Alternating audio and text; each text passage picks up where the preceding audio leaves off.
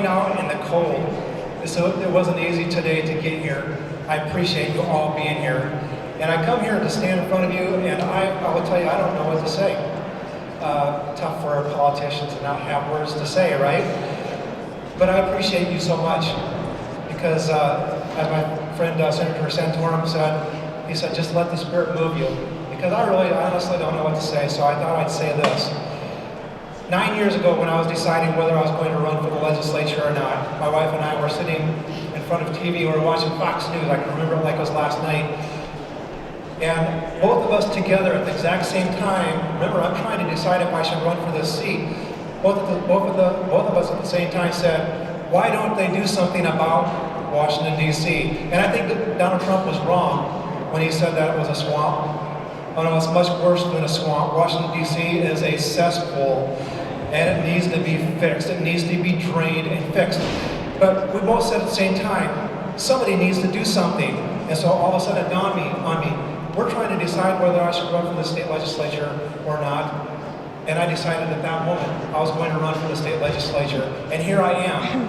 And now, with your help, with your assistance, we're going to change that cesspool of Washington, D.C., and we're going to make it work again, because right now it is not working. It is broken.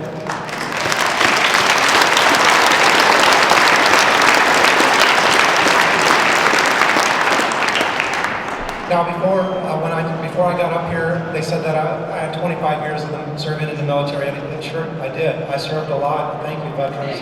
Thank you for your service. Thank you for your sacrifice.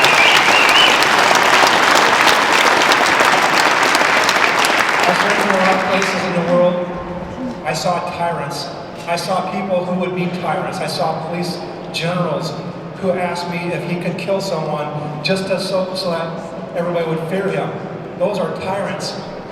Now we've got something similar to that in Washington, D.C. But not once did I have a tyrant anywhere in the world who was willing to give up their power that they had stolen, robbed, and killed to get. Not once. So how do we expect, as some people in this building expect Washington, D.C. to just miraculously give up their power?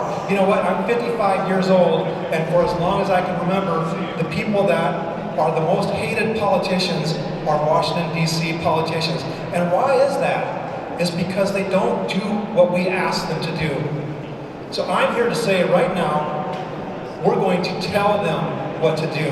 And that's what you're all about. We're going to tell them. We're going to be Levi Preston. We're going to be, we've got to be, for the sake of our country.